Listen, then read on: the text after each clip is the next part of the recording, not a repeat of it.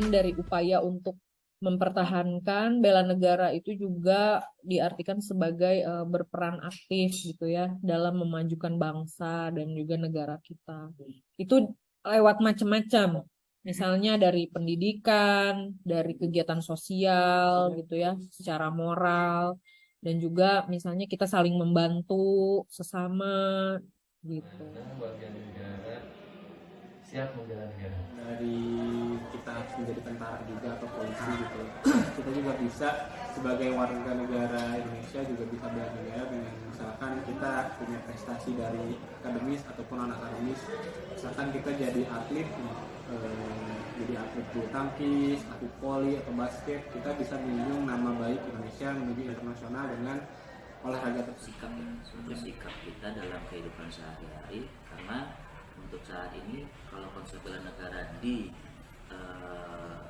kita balikin ke zaman dulu ya tentang keamanan negara, sedangkan dalam hal ini ya sesuai dengan pekerjaan yang kita lakukan dan di mana kita ditempatkan. Seperti itu mungkin lebih kepada bela negara ini lebih kepada apa yang harus kita lakukan sesuai dengan apa yang sudah menjadi job desk kita.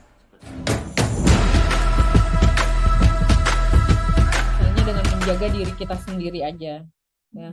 Dengan misalnya kita menjaga kesehatan diri kita sendiri, menjaga kesehatan fisik dan juga mental, otomatis kan produktivitas kerja kita juga semakin meningkat ya. Yang kedua juga kalau misalnya kita memiliki relasi yang bagus dengan orang-orang terdekat kita, terutama dengan keluarga, dengan rekan kerja, itu juga kan akan mempengaruhi juga gitu. Tentunya dengan rutin berolahraga, kemudian makan makanan yang sehat, kemudian menjaga kebersihan lingkungan. Ambil olahraga ya Pak ya, karena misalkan kalau misalkan dari jasmani dan mental itu mungkin dari pelatihan ataupun sebelumnya kan pada atlet berlatih ya untuk bisa berjuang di kelas apa sih kita bertarung. Ini ya kita biasa sih latihan setiap hari, ada rutinannya gitu. Udah ada materi-materi yang harus dipelajari ketika memang kita siap untuk mendapatkan misalnya. Adab ya, dalam artian kita sama orang tua seperti apa, sama sebaya seperti apa, dan sama yang lebih muda seperti apa.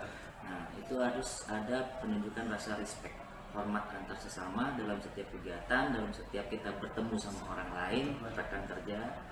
Itu harus kita terapkan. Nah itu bagi saya itu maksud dalam bagian dari bela negara sendiri.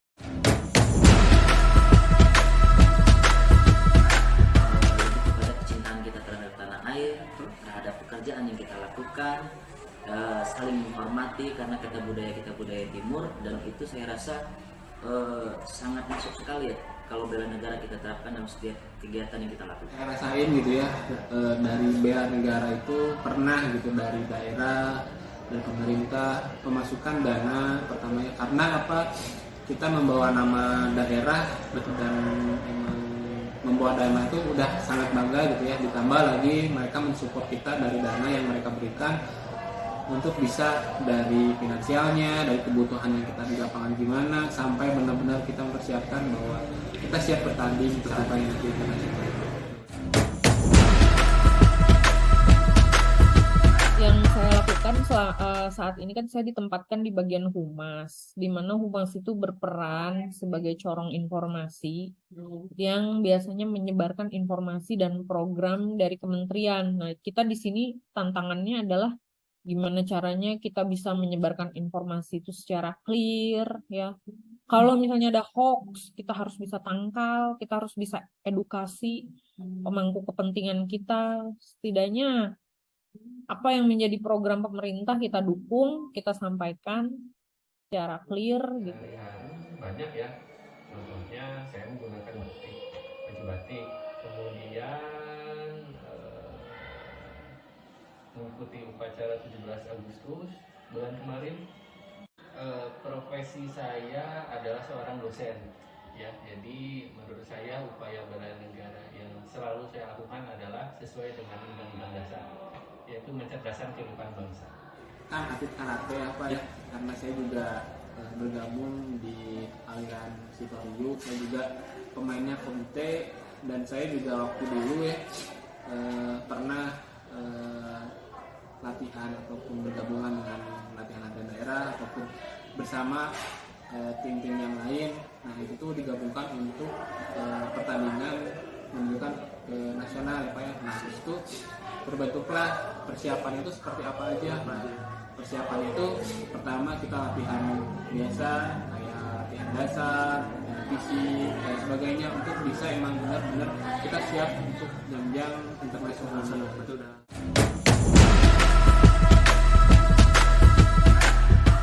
Mungkin pemerintah ingin memajukan lingkup industrinya agar bisa bersaing di negara sendiri.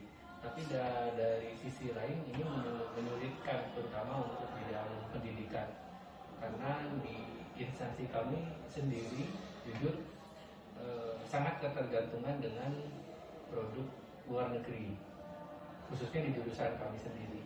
Nah, ketika adanya peraturan ini tentu secara tidak langsung menghambat proses belajar mengajar, karena ketika bahan praktikumnya sendiri tidak bisa kita peroleh, ya secara otomatis itu akan menghambat proses praktikum atau proses belajar mengajar mahasiswa.